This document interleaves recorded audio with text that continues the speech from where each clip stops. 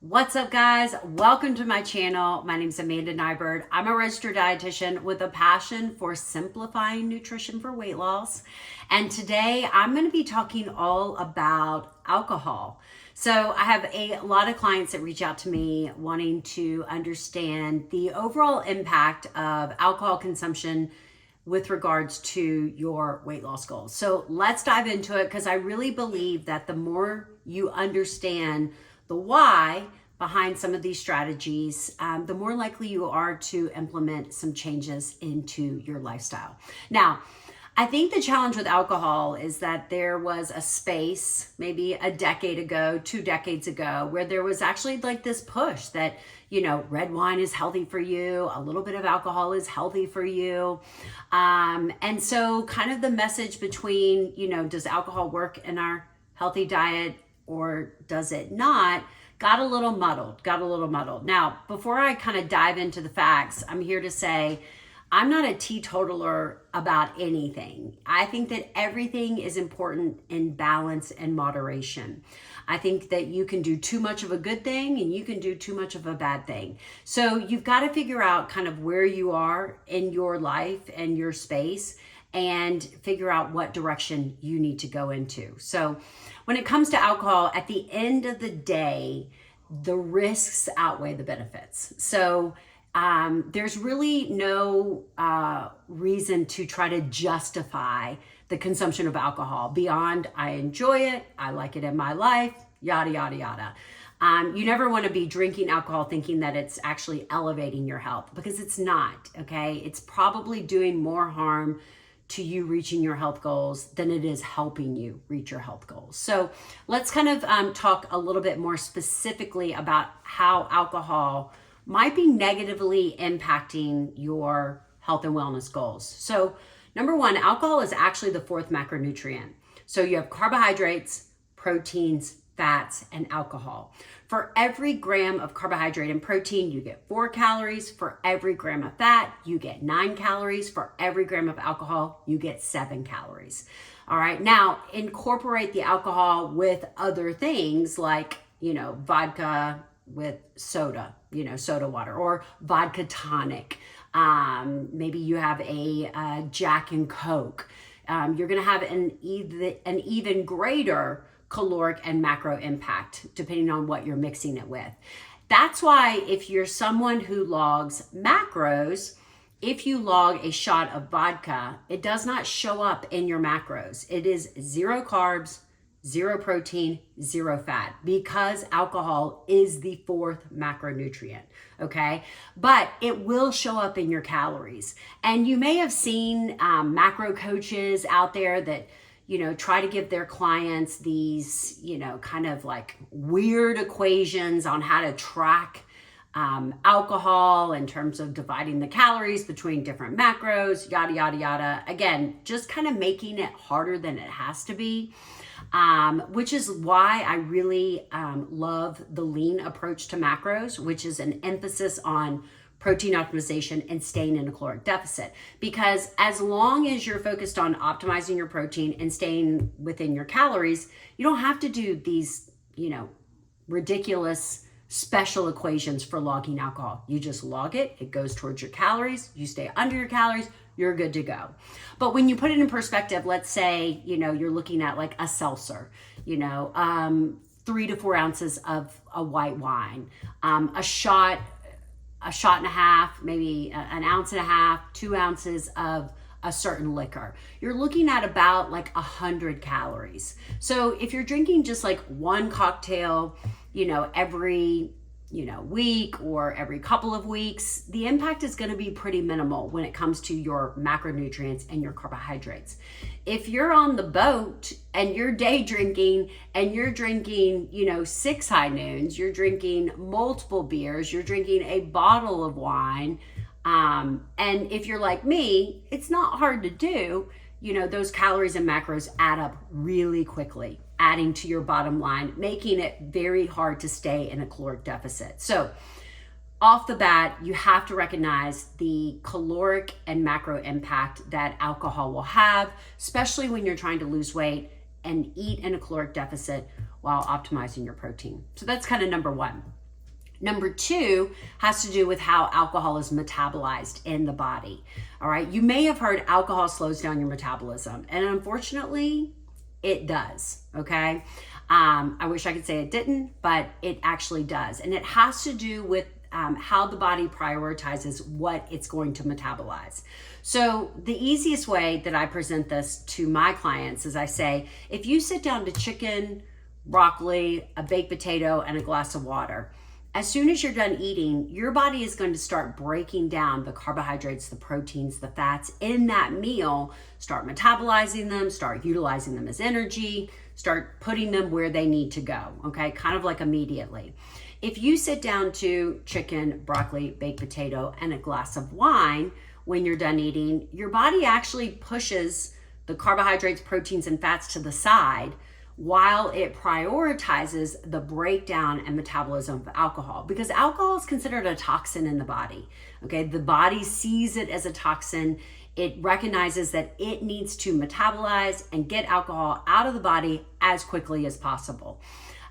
So in doing so, it takes about 4 to 6 hours to metabolize alcohol after your last drink. So your metabolism will be impacted while you're drinking. It's going to slow things down. And then when you're done drinking, you potentially will lose another 4 to 6 hours of that metabolic rate.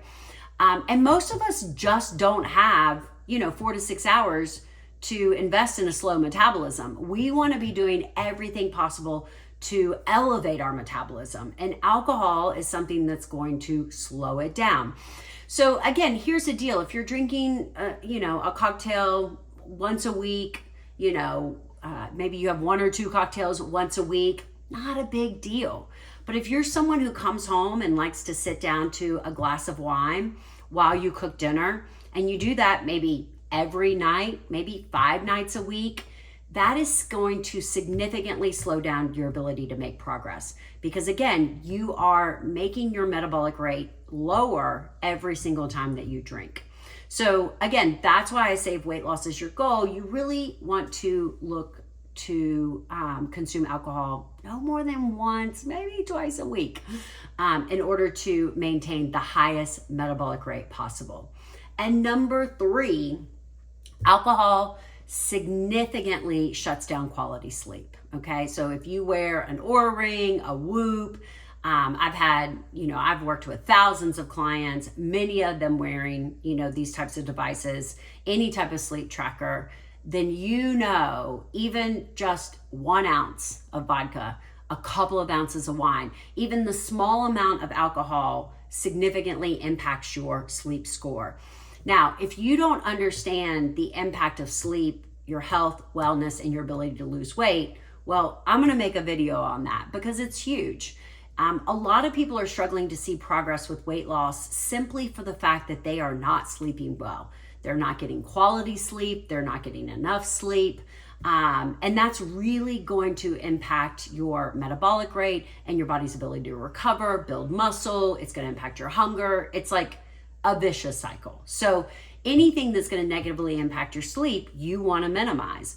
And again, we know even small amounts of alcohol reduce the quality of the sleep that you have. You may feel like you sleep like a log because you essentially passed out, but you're not getting into those 3 sleep cycles effectively. You're not getting the quality. You may be getting the duration that you're looking for, but the quality is going to be really low. So when you kind of have a better understanding of the 3 main ways in which alcohol is slowing down your progress, I think it makes it a lot easier to, abstain from alcohol. I'm excited. I said a year ago, I can't wait till we get to a point where people don't question people not drinking. I think that there's been a huge uptick in alcohol consumption through the pandemic. I think a lot of people were leaning on alcohol more than they ever have been. I think a lot of people don't like to drink by themselves. So when they see other people not drinking, it kind of makes them feel uncomfortable. So sometimes people will project onto other people like, oh, come on, have a drink. Oh, you're no fun if you're not drinking. And I do feel like over the last 6 to 12 months, that tide is turning. There's definitely more of a campaign for people not to drink. I know I'm drinking significantly less, and I feel so much better for it. You know, women, as we age, our ability to metabolize and tolerate alcohol is just less.